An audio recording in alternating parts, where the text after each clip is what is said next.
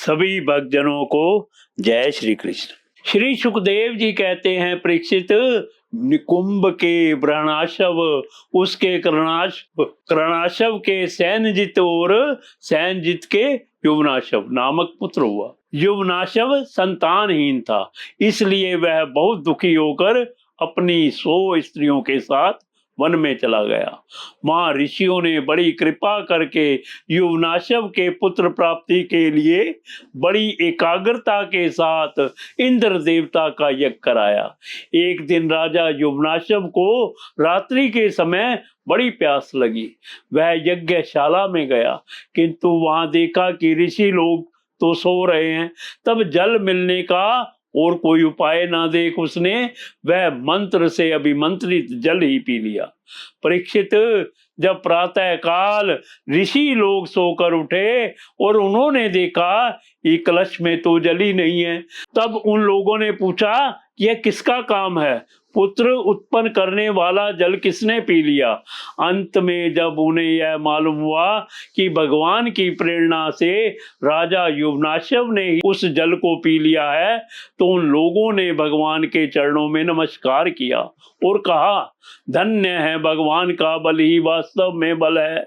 इसके बाद प्रसव का समय आने पर युवनाशव की दाहिनी कोख फाड़कर उसके एक चक्रवर्ती पुत्र उत्पन्न हुआ। उसे रोते देख ऋषियों ने कहा, यह बालक दूध के लिए बहुत रो रहा है, अतः किसका दूध पिएगा। तब इंद्र ने कहा, मेरा पिएगा। मानधाता बेटा तू रो मत। यह कहकर इंद्र ने अपनी तर्जनी उंगली उसके मुंह में डाल दी। ब्राह्मण और देवताओं के प्रसाद से उस बालक के पिता युवनाशक की भी मृत्यु नहीं हुई, वह वहीं तपस्या करके मुक्त हो गया। परीक्षित, इंद्र ने उस बालक का नाम रखा त्रसदस्यु, क्योंकि रावण आदि दस्यु लुटेरे उससे उद्विग्न एवं भयभीत रहते थे। युवनाशव के पुत्र मानधाता त्रसदस्यु चक्रवर्ती राजा हुए। भगवान के तेज से तेजस्वी होकर उन्होंने अकेले ही सातों द्वीप वाली पृथ्वी का शासन किया। वे यद्यपि आत्मज्ञानी थे, उन्हें कर्म कांड की कोई विशेष आवश्यकता नहीं थी, फिर भी उन्होंने बड़ी बड़ी दक्षिणा वाले यज्ञों से उन यज्ञ स्वरूप प्रभु की आराधना की, जो स्वयं प्रकाश, सर्वदेव स्वरूप, सर्वात्मा एवं इंद्रियातीत है। भगवान के अतिरिक्त और है ही क्या। यज्ञ की सामग्री, मंत्र, विधि विधान, यज्ञ, यजमान, श्रुतजीव, धर्म, देश और काल, यह सब का सब भगवान का ही स्वरूप तो है। परीक्षित, जहां से सूर्य का उदय होता है और जहां वे अस्त होते हैं, वह सारा का सारा भूभाग युवनाशव के पुत्र मानधाता के ही अधिकार में था। राजा मानधाता की पत्नी शशबिंदु की पुत्री बिंदुमती थी। उसके गर्भ से उनके 3 पुत्र हुए और पुरुकुत्सव, अम्बरीश, ये दूसरे अम्बरीश हैं, और योगी मुचकुंद, इनकी 50 बहनें थी। उन 50 ने अकेले सोबरी ऋषि को पति के रूप में वरण किया।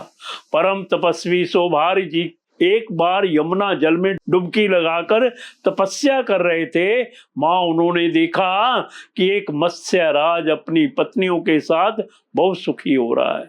उसके इस सुख को देखकर ब्राह्मण सोबरी के मन में भी विवाह करने की इच्छा जग उठी और उन्होंने राजा मानधाता के पास आकर उनकी 50 कन्याओं में से एक कन्या मांगी। राजा ने कहा, ब्राह्मण, कन्या स्वयंवर में आपको चुन ले तो आप उसे ले लीजिए। सोबरी ऋषि राजा मानधाता का अभिप्राय समझ गए। उन्होंने सोचा कि राजा ने इसलिए मुझे ऐसा सूखा जवाब दिया है कि अब मैं बूढ़ा हो गया हूँ, शरीर में झुर्रियां पड़ गई हैं, बाल पक गए हैं और सिर कांपने लगा है। अब कोई स्त्री मुझसे प्रेम नहीं कर सकती। अच्छी बात है, मैं अपने को ऐसा सुंदर बनाऊंगा कि राजकन्याएं तो क्या, देवगनाएं भी मेरे लिए लालायित हो जाएंगी। ऐसा सोचकर समर्थ सोबरी जी ने वैसा ही किया।